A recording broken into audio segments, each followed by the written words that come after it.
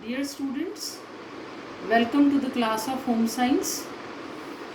हम वस्त्र विज्ञान एवं परिधान पढ़ रहे हैं और इसमें हम विभिन्न वस्त्रोत्पादक रेशों का वर्गीकरण, परीक्षण और उनका उद्गम, खेती और विशेषताओं के बारे में पढ़ रहे हैं।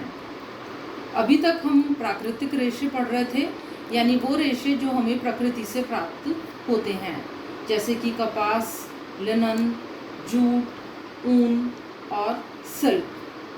अब हम पढ़ेंगे मानवकृत रेशे।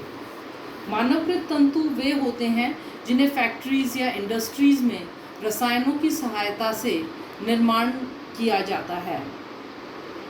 इनमें पहला रेशा है रेयॉन। रेयॉन की खोज 19वीं शताब्दी का वैज्ञानिक चमत्कार है। इसे कृत्रिम रेशम भी कहा जाता है और यह मानव के द्वारा निर्मित पहला रेशा है। चित्र में आप देख रहे हैं कि इसमें सिल्क जैसी चमक है। इसका उत्पादन वनस्पति सेल्यूलोज है और रेयॉन के निर्माण के लिए कागज, बांस और कागज की लुगदी या कपास के लिंटर्स, इन सभी को मिलाकर रासायनिक पदार्थ के साथ अर्ध तरल पदार्थ बना लिया जाता है और इसे बारीक छेदों से होकर गुजारा जाता है स्पिनरेट के।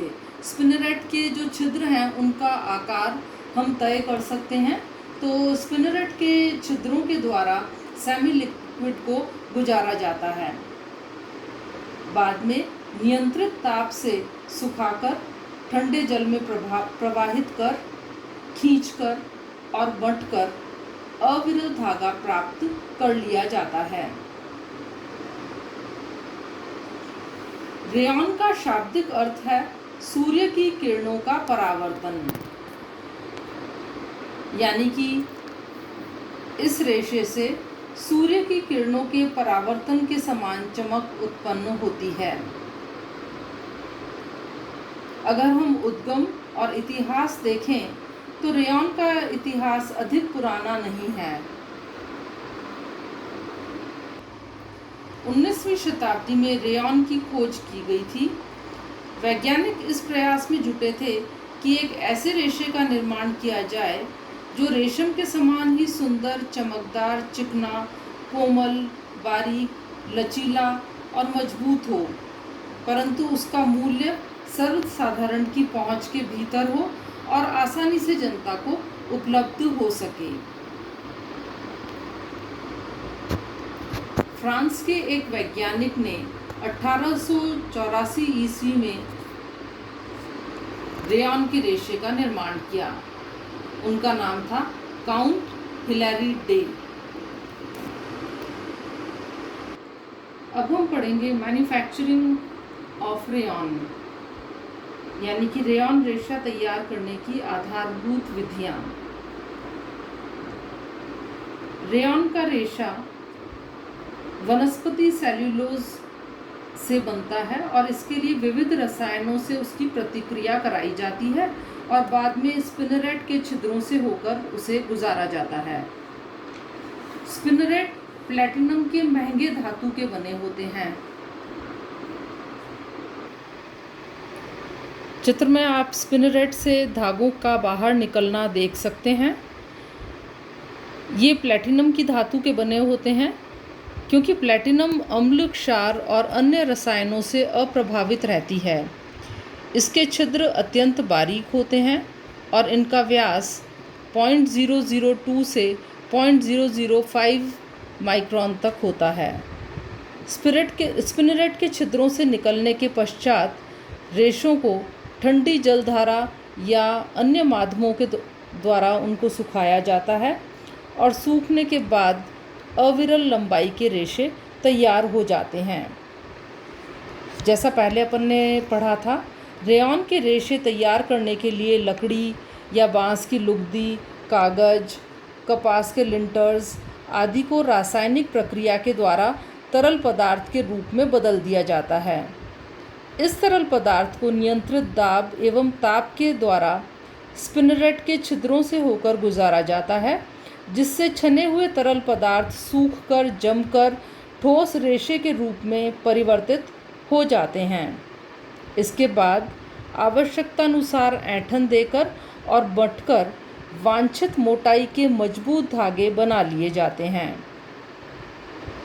हालांकि सभी प्रकार से रेशे रेयॉन के कई विधियां हैं जिनके के द्वारा रेयॉन के रेशे बनाए जाते हैं और उनके अंदर आधारभूत विधि एक ही है, लेकिन फिर भी कई विविधताएं उसमें देखी जाती हैं, जैसे कि कच्चे माल की किस्म, quality of raw material different होता है, डिफरेंट केमिकल्स का यूज़ होता है, यानी अलग अलग रासायनिक पदार्थों का प्रयोग होता है, और निर्माण की विधि भी सबकी अलग प्रकार की होती है। तो बच्चों, अब हम देखेंगे रेयॉन के प्रकार की कौन कौन सी विधियों से रेयॉन का निर्माण किया जाता है। तो इसमें 3 विधियां होती हैं। मेनली 2 तरह की विधियों के द्वारा रेयॉन का निर्माण किया जाता है। पहली होती है पुनर्निर्मित सेल्यूलोज रेयॉन और दूसरी होती है सेल्यूलोज एसीटेट रेयॉन।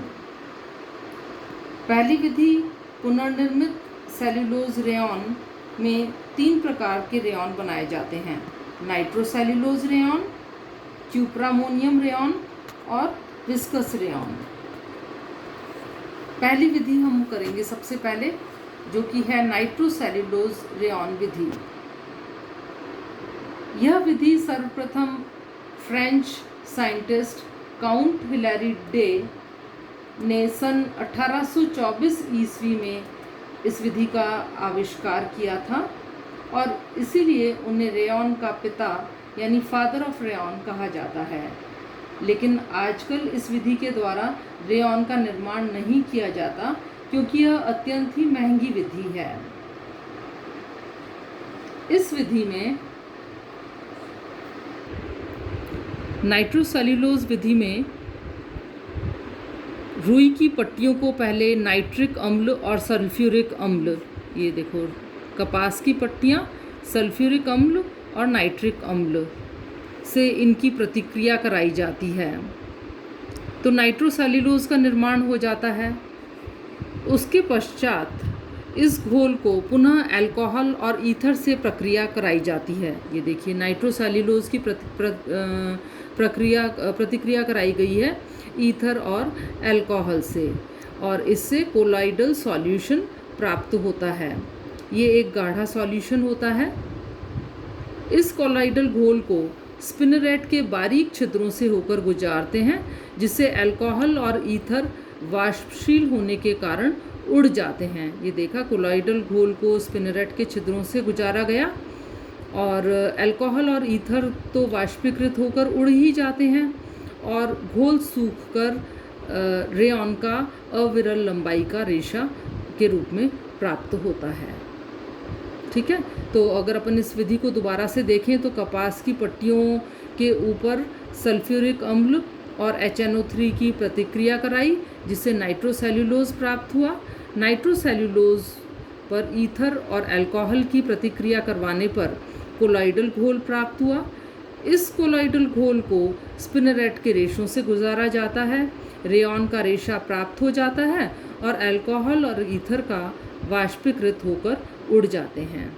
तो इस प्रकार नाइट्रोसेल्यूलोज विधि के द्वारा रेयॉन के रेशे का निर्माण होता है। लेकिन जैसा कि पहले हमने आपको बताया कि यह विधि कॉस्टली है, महंगी है, इसलिए इस विधि के द्वारा रेयॉन के रेशे का निर्माण सीमित ही होता है।